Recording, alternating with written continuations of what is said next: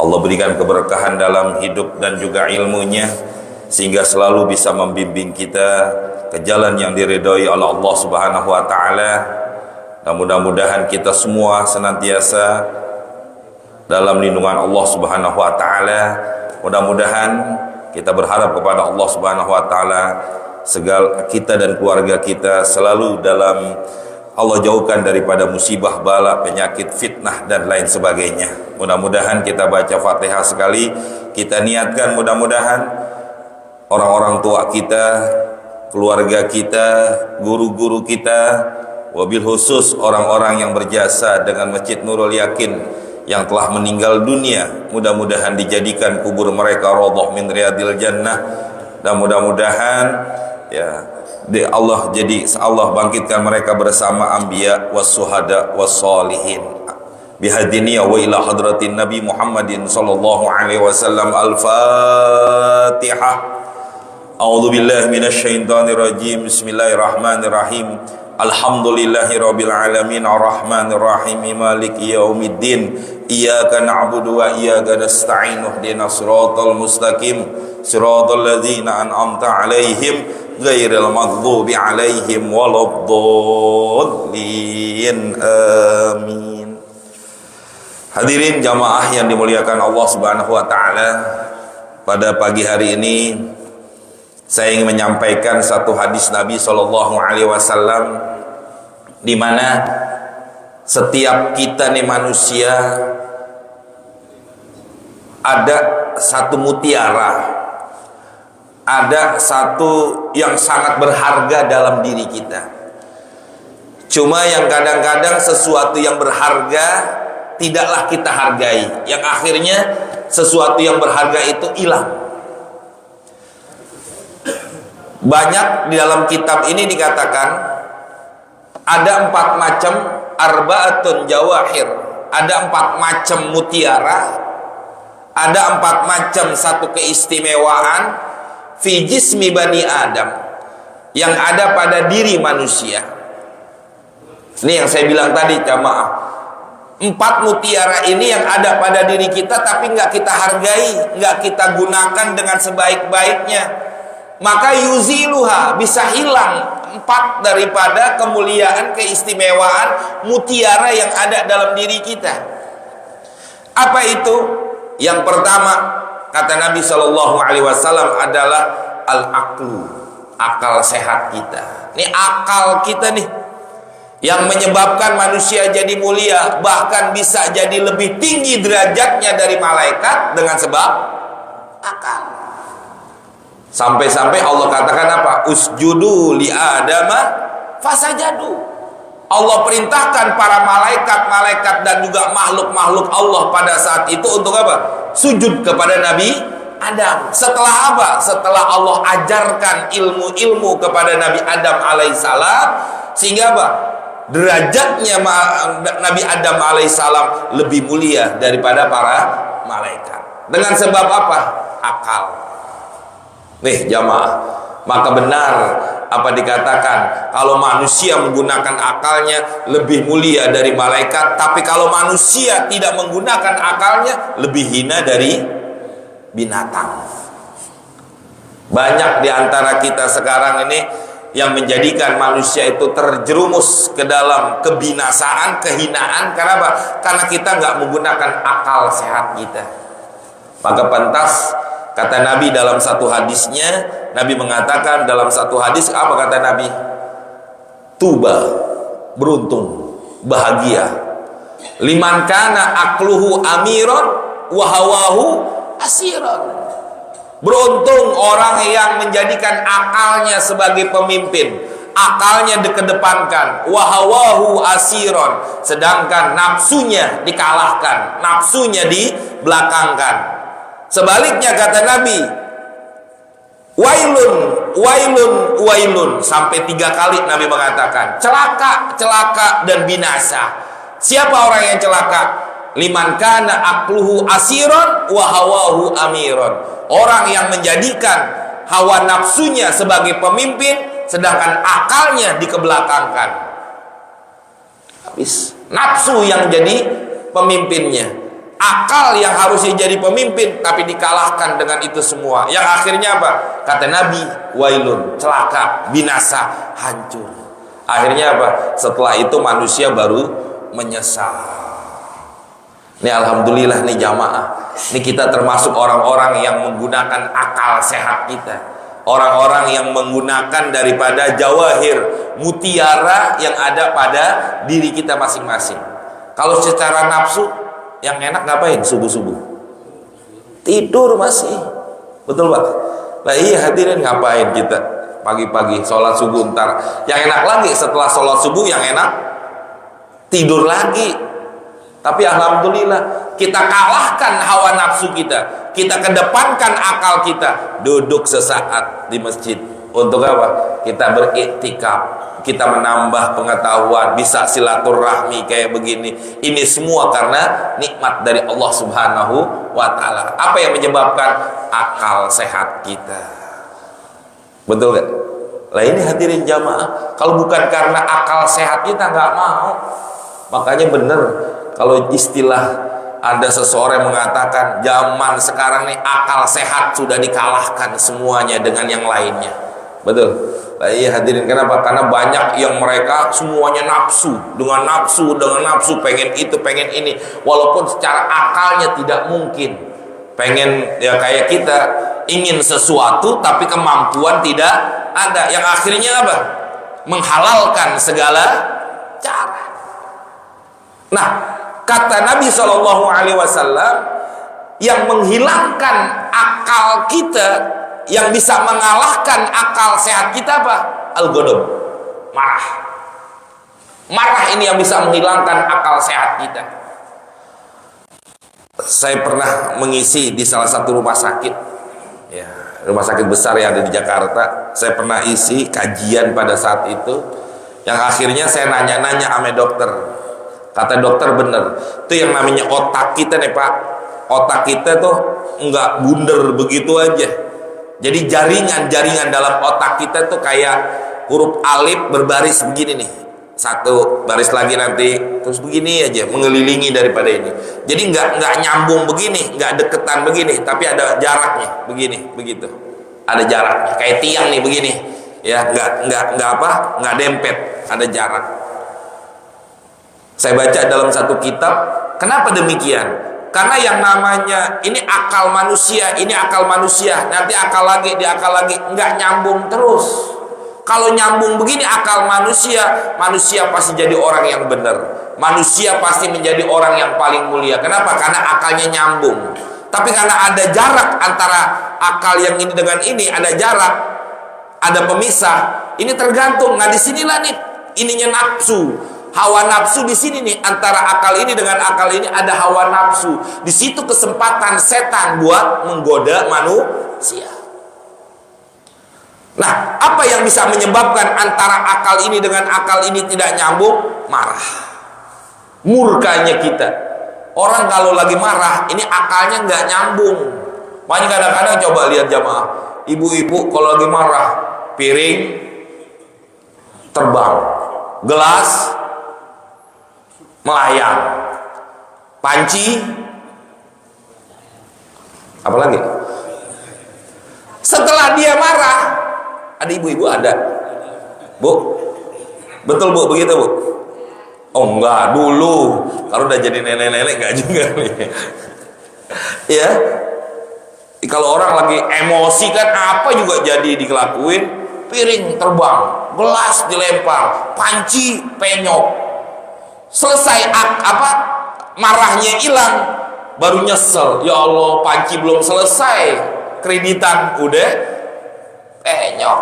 Lah inilah hadirin yang menyebabkan manusia itu apa?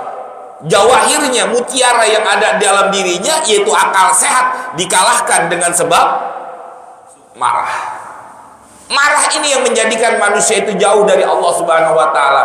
Maka Nabi SAW, tatkala ada satu sahabat minta satu nasihat, ya Rasulullah, ausini, ya Rasulullah, berikanlah saya wasiat, nasihati saya, apa bekal saya buat perjalanan hidup ini. Apa kata Nabi? La takdob, jangan marah.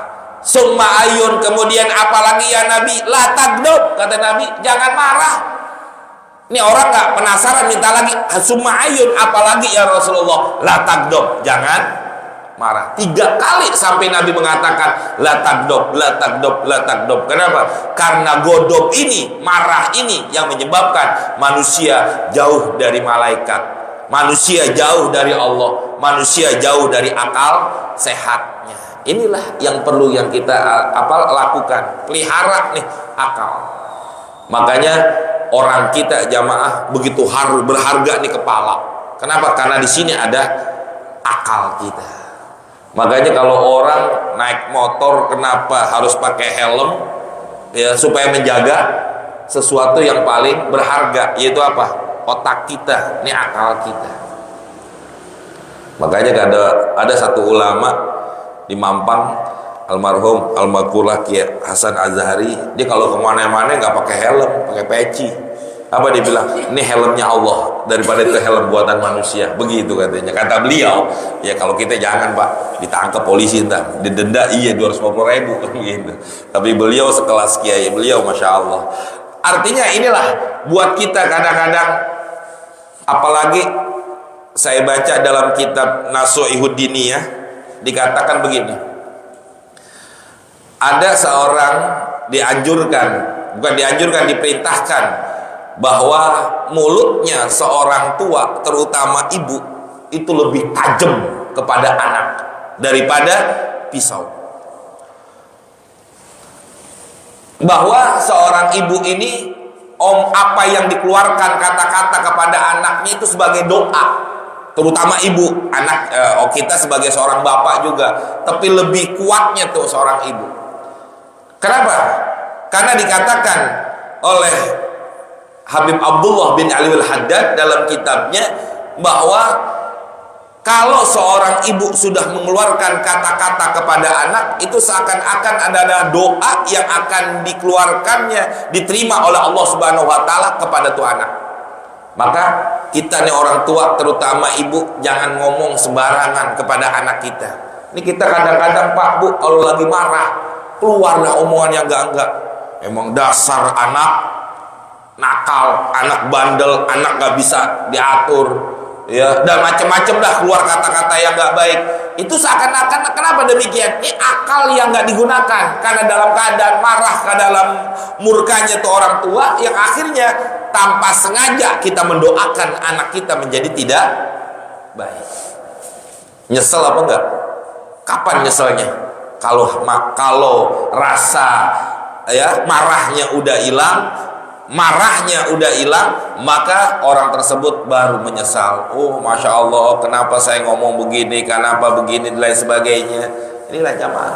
Maka pantas dalam satu hadis Nabi SAW dikatakan oleh Nabi kepada Muawiyah, iyyaka wal ghadab, hati-hati kau kepada yang namanya marah. Fa innal ghadaba yufsidul iman, karena yang namanya godop bisa merusak daripada iman. Kama yufsidu sibru al asal, sebagaimana yang namanya racun bisa merusak yang namanya asal madu. Artinya apa jamaah? Orang kalau udah beriman kepada Allah, yang bisa menerima keimanan kita kepada Allah karena akal. Karena segala sesuatu apapun yang namanya, sekarang begini jamaah, kita percaya kepada Allah. Ini saya ingat dulu waktu saya baru pulang, seminggu kali saya baru pulang, tahun 2000 saya baru pulang dari Madinah, ya. Seminggu kali saya di rumah. Biasa banyak orang datang ke rumah itu mau nemuin saya punya orang tua, tapi pada saat itu saya bilang mau ketemu orang tua saya, enggak, saya mau ketemu antum. Cerita singkat begini jamaah, ini orang nanya, ya, dia nanya tentang iman. Kamu orang Islam? Ya. Percaya sama Allah? Percaya. Ya kan? Apa buktinya? Kalau kamu percaya kepada Allah, sedangkan kita sendiri nggak pernah ngelihat Allah Subhanahu wa Ta'ala. Ini kan kalau cerita ini merinding jamaah. Kenapa? Karena pada saat itu ini orang kita nggak ada yang kenal, tapi dia datang kepada Allah, kepada saya tentang nanya tentang iman kita kepada Allah Subhanahu Wa Taala. Cerita singkat saya jawab, ya ad-dunya ya dulu ala ya wujudud dunya ya dulu ala wujudillah. Adanya dunia ini menunjukkan adanya Allah. Nggak mungkin sesuatu ada tidak ada yang menciptakan, pasti ada. Ini kayak bangunan di masjid. Dulu tahun berapa saya kesini ya, ini belum begini nih masjid, belum ada marmernya belum begini, dulu masih biasa ya, masih tembok biasa. Dulu belum begini ya. Dulu saya waktu khutbah Jumat di sini belum begini nih khutbah, masjidnya belum kayak begini dulu. Tahun berapa lupa, sebelum pandemi ya. Saya yakin nih pasti ada yang bikin.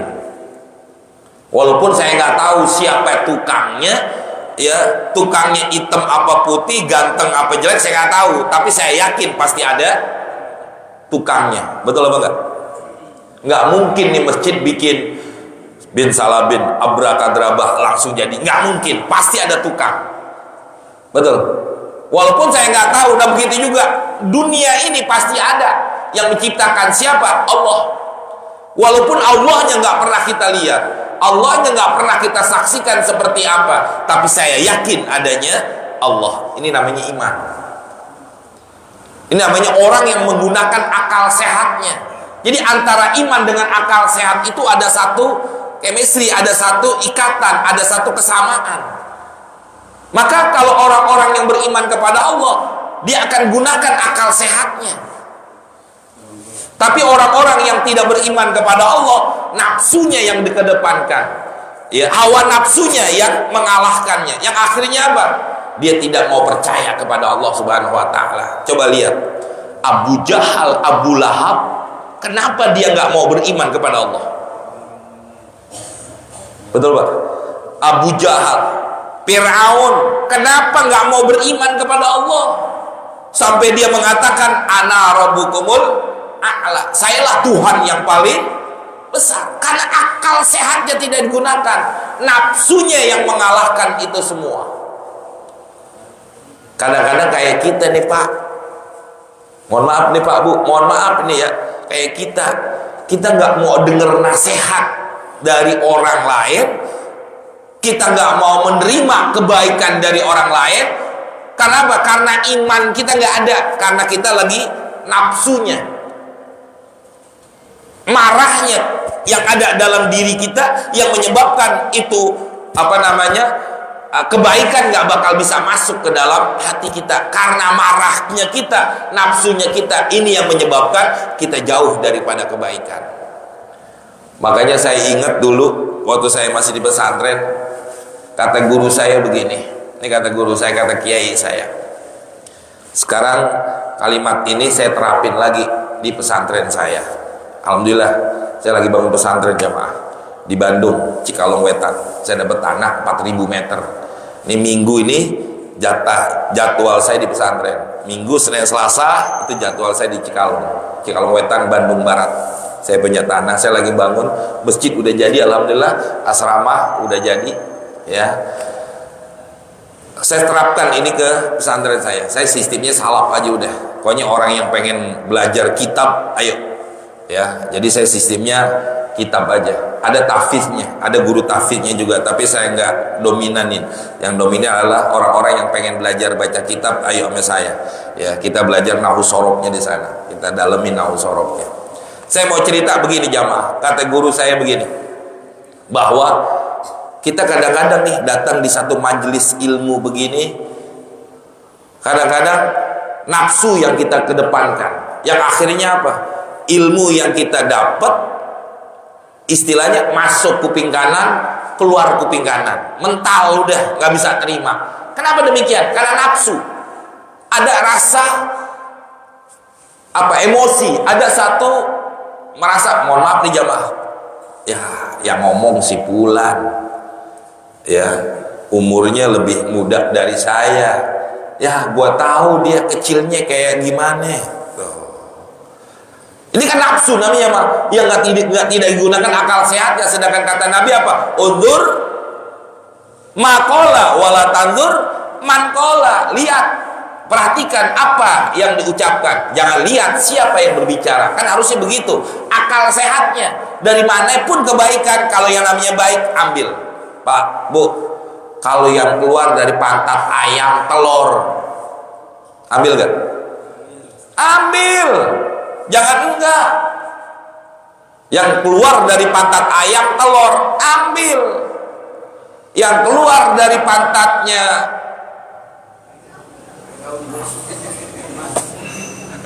pantatnya siapa? Nih kalau ketemu yang mulia kan seorang ulama, yang keluar dari pantatnya ulama yang kuning-kuning, ambil Pak. Ambil gak? Jangan. Kalau tahu boleh kuning.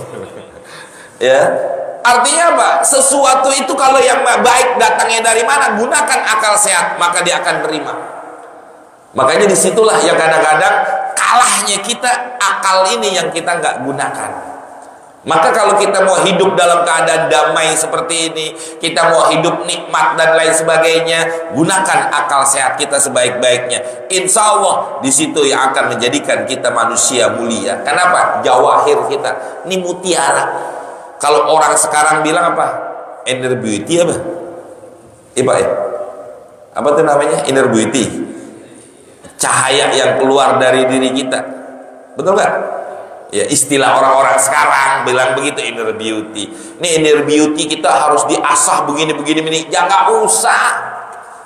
Saya dulu punya guru saya nih, Ki Amir Hamzah. Saya lama di pesantren Darul Islah di Pulau Kalibata. Saya murid beliau yang kelima. Jadi santrinya baru 5, saya murid yang kelima. Ya, jadi lama saya di situ. Baru dari situ saya baru ke Madinah. Ya, saya bisa baca kitab pun di situ.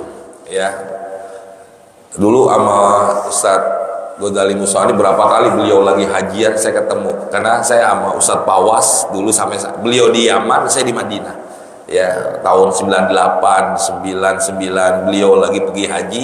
Saya mau makan enak di mana? Mampir aja di hotelnya beliau, Ustadz Ghazali. Enak makannya di hotel gitu ya. Dulu ingat tahu beliau ingat apa enggak? Saya 97, 98, 99, 2000 saya di Madinah itu. Ketemu setiap beliau hajian saya ketemu dengan beliau. Ya. Nah, saya mau cerita jamaah bahwa kadang-kadang nih manusia ya, dengan akal sehatnya ini bisa menjadikan manusia itu betul-betul mendapatkan kemuliaan di hadapan Allah Subhanahu wa taala. Maka jangan sampai ini akal yang Allah berikan kemuliaan ini beauty jawahir kemuliaan yang ada ini kita pendem. Kayak emas kalau kita pendem, kalau kita taruh aja di dalam lumpur, nggak ada cahayanya. Makanya angkat kemuliaan ini. Maka gunakan akal sehat kita dalam segala aspek kehidupan kita. Insya Allah jadi kita mulia.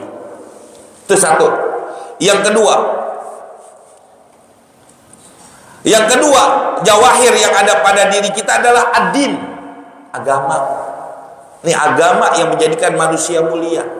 Maka coba lihat, benar apa dikatakan oleh Nabi. Ya, setelah Nabi ada, Nabi diutus oleh Allah menjadi seorang Rasul. Apa dikatakan? Minad dzulumati ilan nur.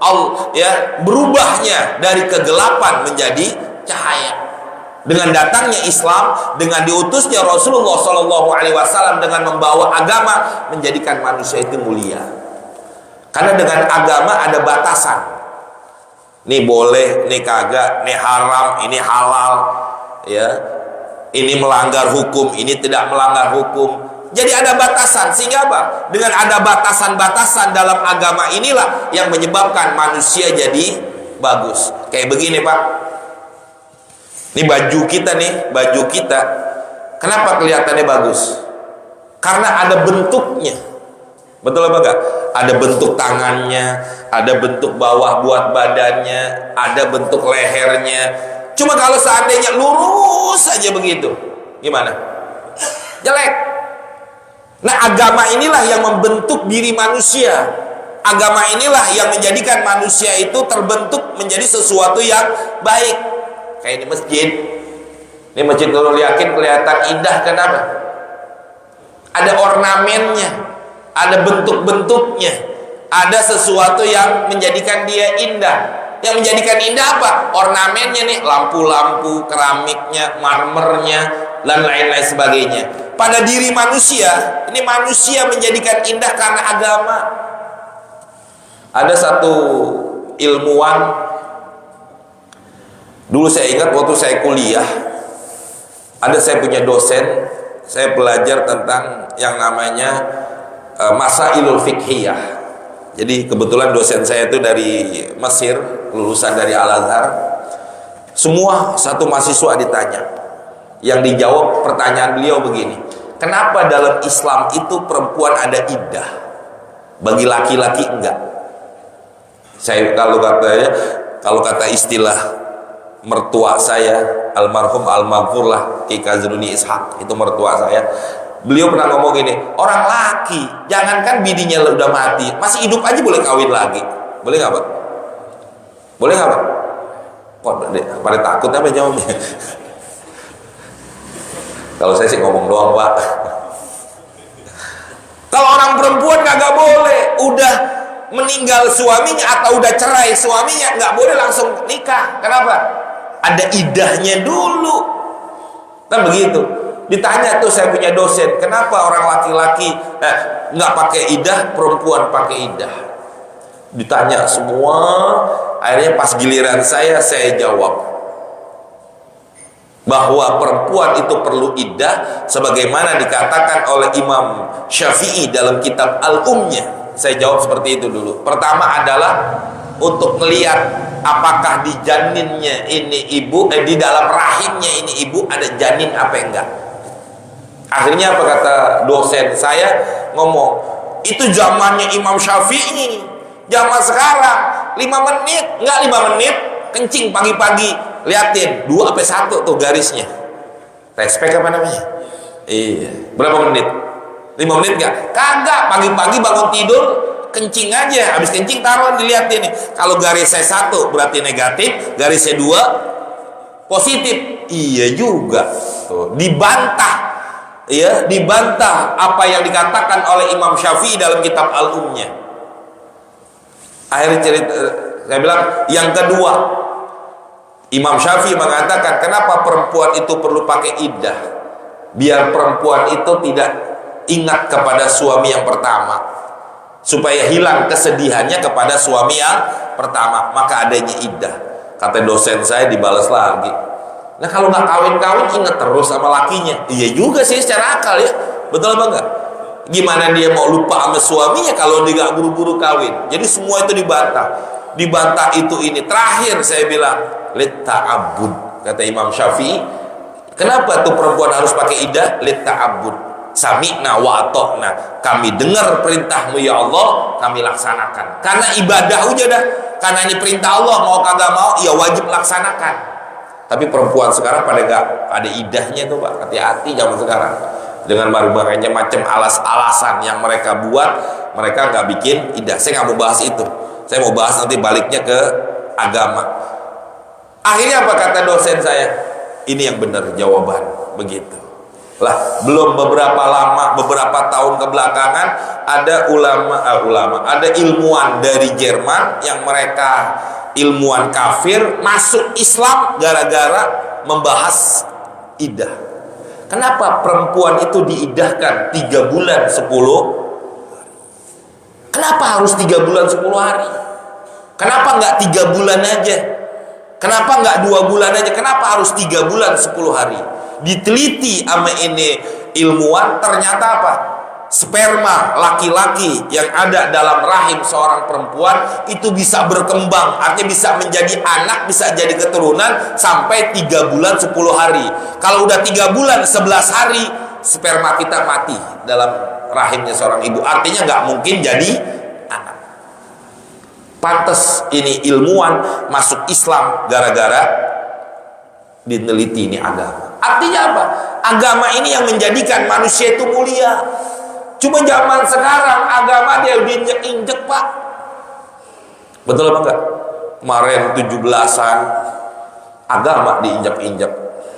Yaitu at-tasabul rajulu bil mar'ati, menyamakan laki-laki dengan perempuan, main bola pakai Hukumnya apa Pak? Hukumnya apa Pak? Makanya kemarin malam 17 saya ceramah, saya gituin aja udah. Ada RT saya datang tuh. RT datang, Pak Ustadz minta sumbangan buat 17-an. Lombanya apa aja? Ini saya nyumbang. Awas ada yang haram. Saya bilang gitu aja udah. Ya, jangan sampai ada yang haram. Dosanya saya dapat. Saya kata gitu. Kan kita nyumbang. Enggak Ustadz, enggak ada itu ini. Oh, lomba cuma balap kerupuk, makan kerupuk, balap karung. Nah, ini buat anak-anak. Oh iya silakan. Tapi ada yang haram, awas. Ada dangdutan enggak? Ada dangdutan enggak? Enggak ada Tat. Saya nyumbang, saya bilang. Ya, makanya waktu malam 17 saya ceramah, saya bilang begini, kita mensyukuri kemerdekaan tapi dengan cara apa? Mengundang murkanya Allah Subhanahu wa taala. Sedangkan para pejuang udah mengakui bahwa kemerdekaan ini bukan hanya karena perjuangan rakyat Indonesia, tapi di situ apa? Dengan rahmat Allah, ada bantuan tangannya Allah Subhanahu wa taala. Ini namanya agama, jamaah. Agama menjadikan manusia itu baik, agama menjadikan manusia itu mulia. Tapi zaman sekarang orang banyak yang meninggalkan agama. Kenapa? Karena hasudnya kita. Hasud ini yang bisa merusak agama. Contoh, ya, apa namanya,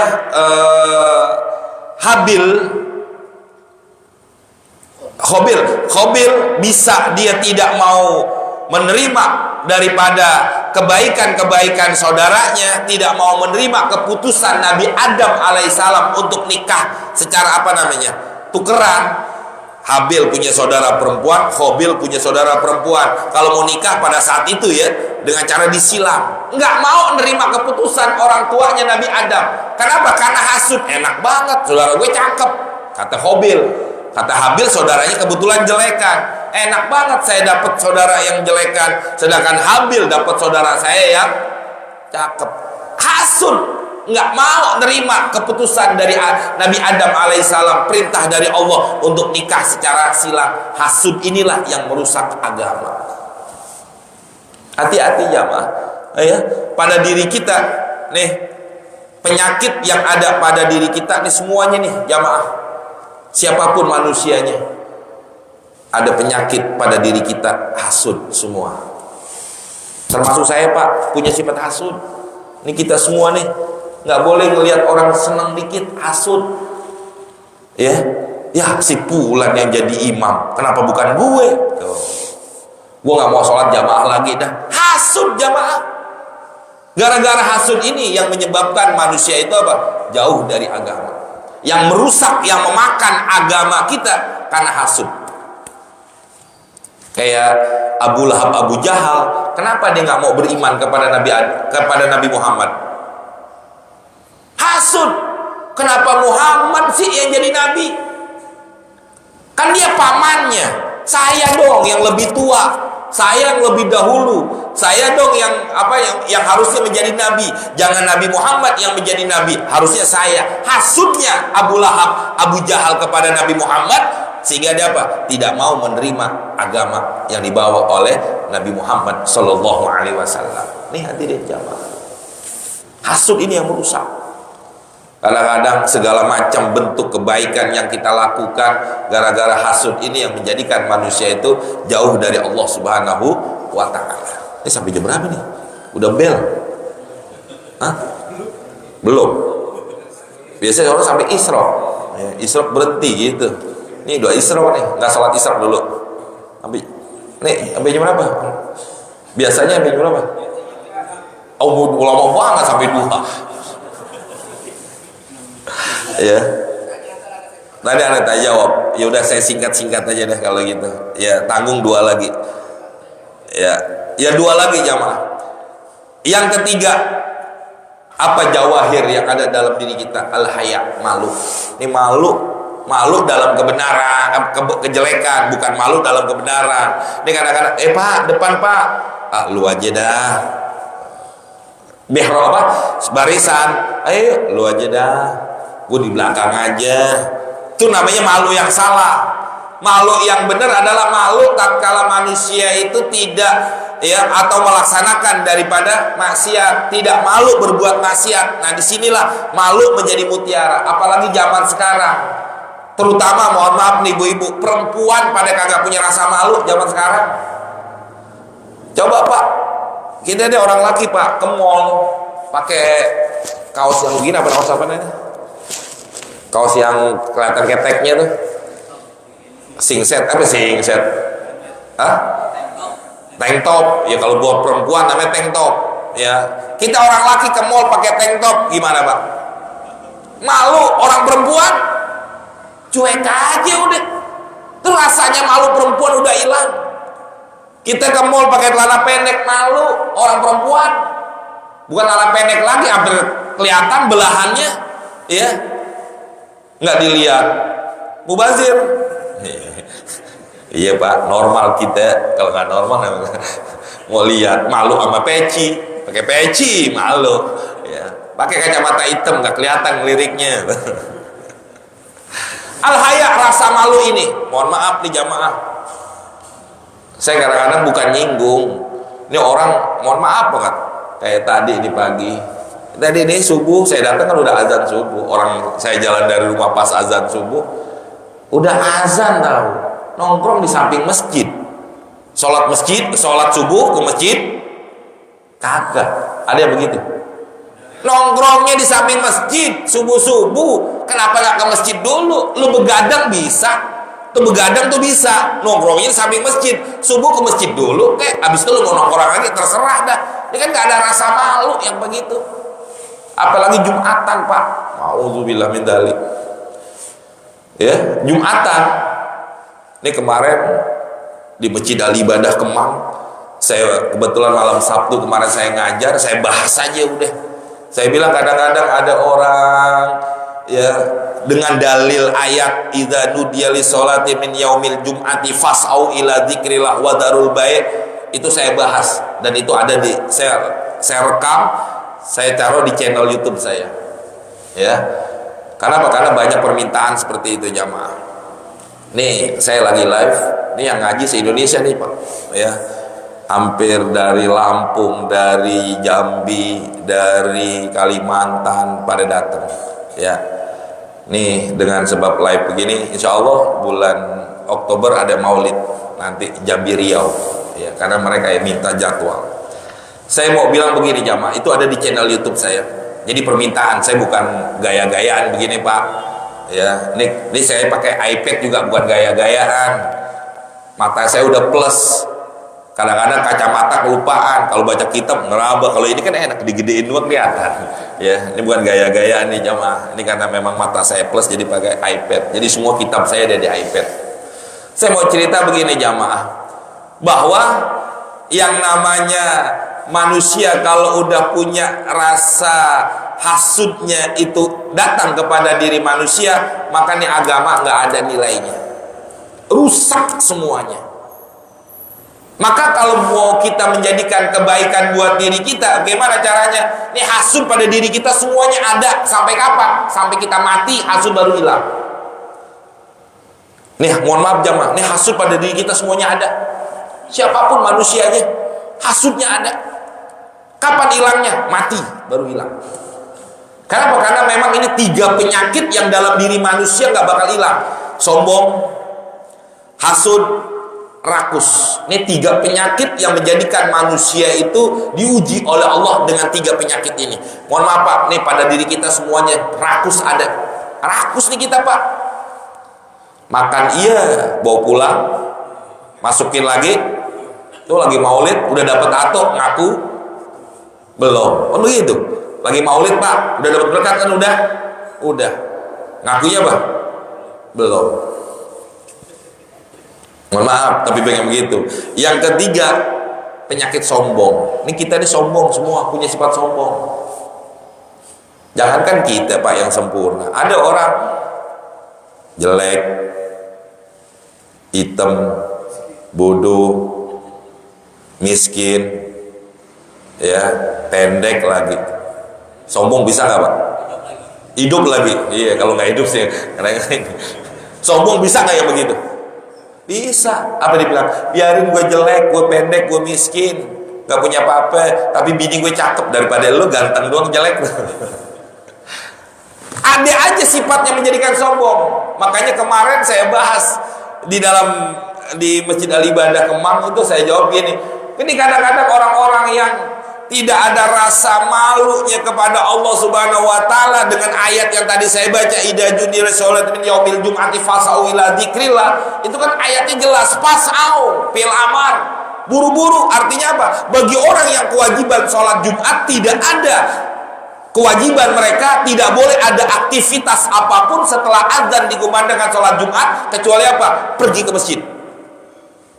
Itu ya, nggak ada. Dan pernah dimasukin di TikTok. Nih saya pernah sampaikan, ada satu jamaah saya bikinin TikTok ini sampai tersebar juga, rame juga udah. Sampai saya lagi ngisi ceramah di mana, Kiai saya dapet TikToknya nih, bagus juga nih. Jadi disebar lagi kemana-mana. Sampai bukan saya yang bikin itu, ada jamaah saya bikin, di TikTokin kalimat apa yang saya sampaikan kayak tadi. Artinya apa jamaah? Ini nggak ada rasa malu kita jualan di masjid hari Jumat tapi nggak sholat Jumat. Kan banyak kayak begitu. Apalagi mohon maaf, dia jualan, punya warung, tapi dia kagak tutup warungnya di sebelah masjid. Makan, kita lagi khutbah, dia makan seenaknya aja. Kan kurang ajar. Gue lagi teriak-teriakan, lapar-lapar lu makan, kan kurang ajar. Kalau mau makan kan enakan gitu ya, ini kagak. Tuh ada jamaah di bagian tempat kemarin saya khutbah di mana ya, Jumat kemarin saya khutbah, saya bahas aja itu udah. Karena pas saya ngelihat, pas saya naik ke mimbarnya kayak begini lebih tinggi dikit, kelihatan keluarnya, astagfirullahaladzim, orang pada makan, ada yang makan somai, ada yang makan bakso. Tadi saya mau khutbah tentang 17 Agustus, saya robah udah, bahas aja nih, idza nudiya lis-sholati min yaumil jum'ah. Bodoh amat, saya bilang, lo marah-marah dah, yang penting apa? Saya sampaikan sesuatu yang benar. Kan begitu jamaah. Ini diantaranya al-haya'nya nggak ada, rasa malu nggak ada pada diri manusia. Apa yang merusak rasa malu? Toma, ya. Tomak ini ya, yang bisa menjadikan manusia itu rasa malunya hilang, rakus. Orang kalau udah rakus jamaah susah. Kayak kita tadi nih, udah dapet Pak berkat? Belum. Kalau udah dapet, kenapa bilang belum? Karena rasa malu yang nggak ada. Dan inilah yang menyebabkan manusia itu jauh dari Allah Subhanahu wa taala. Yang terakhir yang menjadikan manusia itu mulia adalah wal amalu soleh, amal soleh kita. Kita beramal soleh begini jadi mulia. Ya, kenapa? Karena Allah mengatakan tidaklah cukup hanya beriman, tapi dibarengi dengan apa? Innalladzina amanu wa amilus solihah. Harus ada amal soleh, dan amal soleh ini yang menjadikan, mengangkat derajat kita, yang menjadikan manusia mulia. Maka kadang-kadang kita lihat apa? Kemuliaan manusia itu tidaklah karena dengan harta. Harta kalau menjadikan manusia mulia, maka orang-orang kaya menjadi mulia. Kalau jabatan, pangkat, dan kedudukan menjadi mulia, maka seorang presiden jadi mulia, nggak bakal dihina. Tapi buktinya apa? Nggak. Amal soleh yang menjadikan manusia itu mulia. Betul apa enggak? Iya jamaah. Kalau jabatan, pangkat, kedudukan manusia jadi mulia, mereka yang punya jabatan, pangkat, presiden nggak bakal dihinakan. Tapi buktinya apa? Nggak seperti itu. Tapi amal soleh begini nih jamaah. Nanti orang tenang. Oh si Fulan sholat subuhnya rajin di masjid. Oh si Fulan nggak pernah absen kalau dia pengajian. Nanti dikenang kebaikan-kebaikan itu semua kalau orang itu udah meninggal dunia. Kebaikan itu akan naik. Makanya dikatakan, kebetulan kemarin siang saya di pengajian ibu-ibu, saya baca kitab Tanbihul Ghafilin. Saya baca dalam kitab Tanbihul Ghafilin dikatakan begini, ya, innalladzina amanu sumastaqamu tatanazzalu alaihimul malaikah. Terus ayatnya panjang, saya nggak baca semuanya. Dikatakan dalam ayat itu bahwa innalladzina amanu sumastaqamu, adapun orang-orang yang beriman Sumastaqomu, kemudian dia istiqomah dalam imannya. Nah, ditafsirkan oleh Abu Lais As-Samarqandi dalam kitabnya, yang dikatakan istiqomah di situ apa? Dia laksanakan semua perintah Allah, dia tinggalkan semua larangan Allah. Tatanazzalul alaihil malaikah, turun tuh malaikat membawa bisyarah, membawa kabar gembira tentang apa? Tentang kebaikan dunia dan akhiratnya. Jadi kalau kita mau mulia gimana? Amal soleh banyakin udah, nggak ada apa-apa. Makanya saya punya guru nanya, kenapa pengen bikin pesantren? Saya bilang, saya pengen bikin pesantren bukan karena apa-apa. Saya pengen saya berjuang karena saya punya mertua almarhum Ki Gadruni itu pengen punya pesantren. Beliau belum kesampaian, keburu meninggal. Kebetulan saya dapat tanah. Yang kedua, saya pengen nih, saya punya ilmu tentang nahwu sorof biar bisa diajarkan. Karena kalau ngaji begini lupa apa. Tapi alhamdulillah punya pesantren sekarang, ngaji lagi nahwu sorof, ingat lagi istilah-istilah nahwu sorof, ingat lagi kita. Oh, istilahnya alfiyah begini ini, jadi ingat lagi, alhamdulillah. Jadi kalau baca kitab enak lagi. Yang ketiga, saya bilang saya pengen syiar, ya, pengen menyampaikan ilmu Allah seperti apa.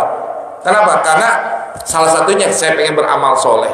Dengan amal soleh ini kita bisa. Nah, sekarang kita jamaah yang punya ilmu berjuang dengan ilmu.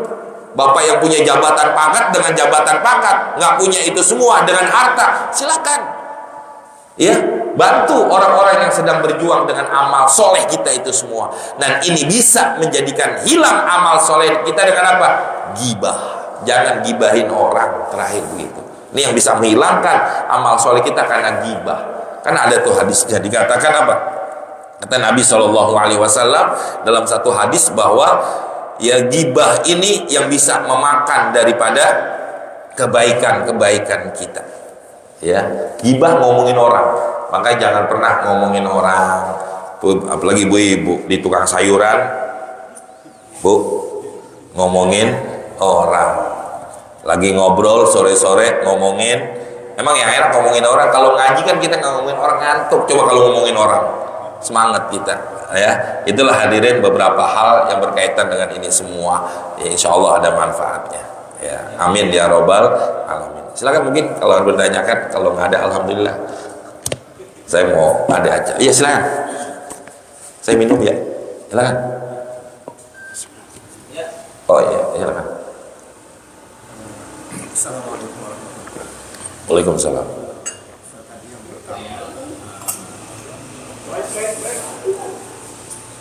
Ya. Saya jelaskan pertama tadi, Ustaz jangan marah, itu disampaikan bahwa pada fisiknya itu otak itu berbakat atas dia. Iya, begini. Apa peran hidayah terhadap akal? Akal, betul. Saling namanya di mana? Iya. Sekarang apa perannya hidayah di dalam akal manusia? Perannya hidayah itu adalah bahwa ini satu karunia. Hidayah ini satu karunia, satu pemberian Allah kepada manusia yang hak petonya, istilah zaman sekarang hak peto ya, hak petonya itu milik Allah. Kita cuma memohon, kita cuma meminta, kita cuma berharap supaya Allah berikan hidayah dan taufiknya. Itu hak petonya Allah. Kepada siapa? Lima yasha, Allah berikan kepada orang yang Allah kendaki. Nah, Nabi Muhammad aja berapa tidak pengennya pamannya itu masuk Islam. Apa kata Allah Subhanahu wa taala? Ya, apa ayatnya? Nah, itu dia, dalam ayat itu kan dikatakan bahwa yahdi mayyasha, Allah berikan hidayah kepada orang yang kau kendaki, yang Allah kendaki. Nabi Muhammad pengen banget nih pamannya masuk Islam. Tapi nggak bisa. Hidayahnya hak peto. Nah, di sini akalnya Abu Lahab, Abu Jahal ada. Tapi di sini antara akal ini dengan akal ini ada selah, ada jarak. Sebenarnya kalau mau masuk hidayah ini bisa masuk ke sini.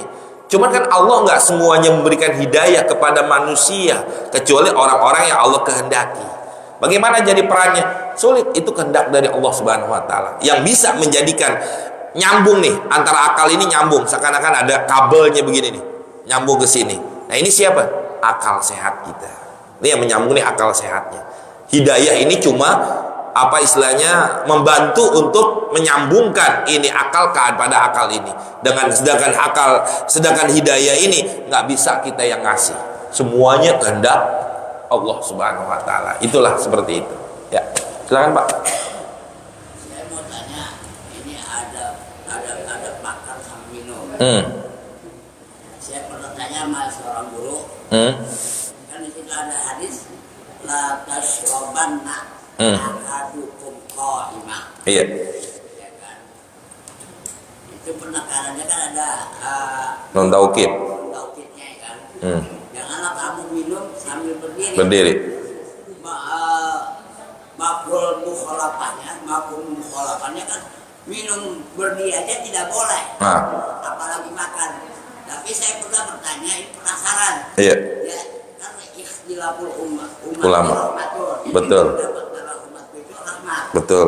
Katanya boleh makan berdiri di bawah, contohnya. Sekedar begini aja. Kalau sambil Tapi bongkok. berdiri masih diam, Iya. berdiri. Iya. Kalau saya, pribadi saya nggak cocok. Iya, betul. Kalau saya walaupun di mana tempat tetap saya harus Duduk. Betul. Kalau saya pribadi.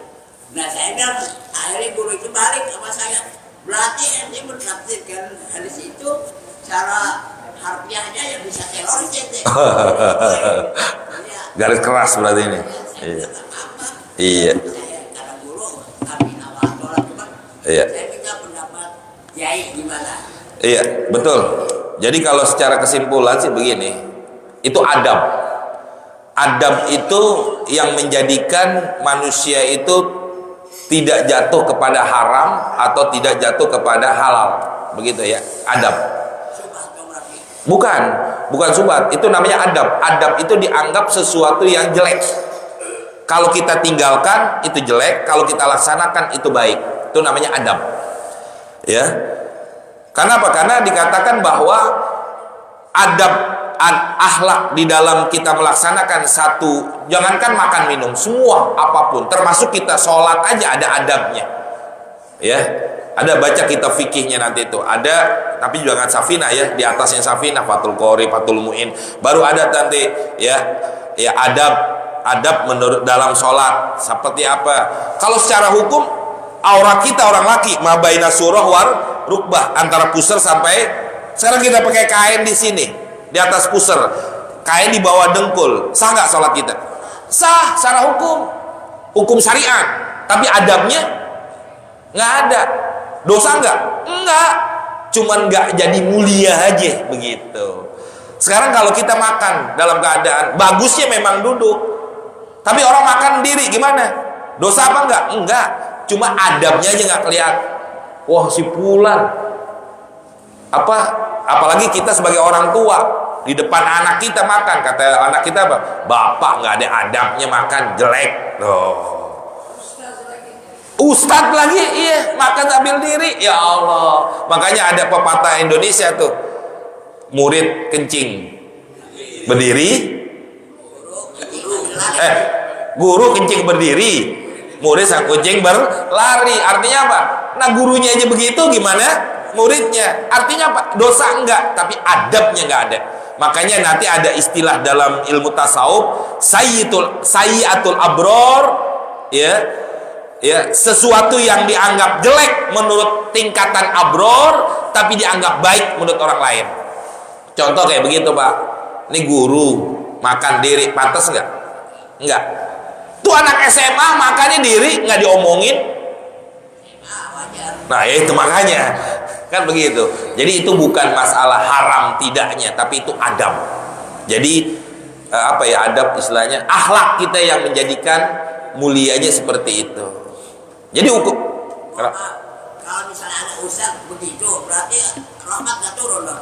Ya, bukan rahmat nggak turun. Makanya tadi saya bilang nih, Bapak ini yang nanya, itu semuanya sih Masya Allah, segala sesuatunya tergantung keinginan Allah. Mungkin nih Allah lagi uji, Allah lagi berikan ujian atau apa nih kepada ulama ini dengan begitu semua, atau bisa jadi apa? Ujian kita sebagai umat, ujian kita sebagai murid, ujian kita sebagai kepada murid. Guru kita begini, ini ujian kita. Jangan-jangan nanti kita apa? Jadi benci sama guru. Dengan guru kayak begini, jadi kita nggak senang sama guru. Seharusnya apa? Yang namanya guru muliakan. Yang namanya guru itu manusia, ada kesalahan, tapi jangan lihat kesalahan, tapi lihat kebaikannya. Ini kan kadang-kadang kita itu ujian buat kita. Ini guru saya makan diri, udah dah, gua anggap guru lagi, nggak bisa.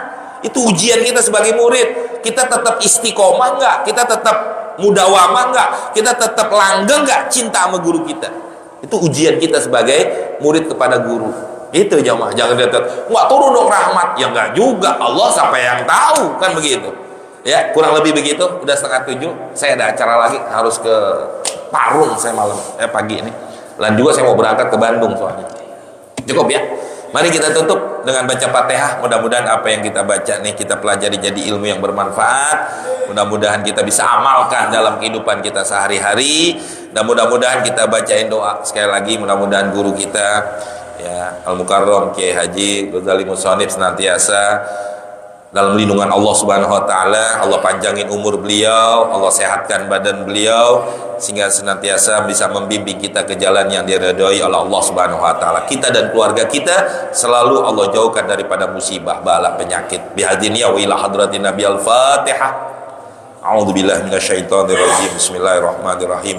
Alhamdulillahirabbil alamin arrahmanir rahim maliki yaumiddin. Iyyaka na'budu wa iyyaka nasta'in. Ihdinas siratal mustaqim. Siratal ladzina an'amta 'alaihim ghairil maghdubi 'alaihim waladdallin. Amin. Bismillahirrahmanirrahim. Alhamdulillahirabbil alamin. Allahumma shalli ala sayidina Muhammad wa ala ali sayidina Muhammad. Allahumma hab lana ya wahhab ilman wa hikmah wa li rizqi ya razaqun lana musahila wa bil khairi ya fata faftah lana wa bil ilmi ya alim kun lana mufaddila. Rabbana atina fid dunya hasanah wa fil akhirati hasanah wa qina azabannar. Wa sallallahu ala sayyidina Muhammadin wa ala alihi washabihi wasallam walhamdulillahi rabbil alamin. Assalamualaikum warahmatullahi wabarakatuh.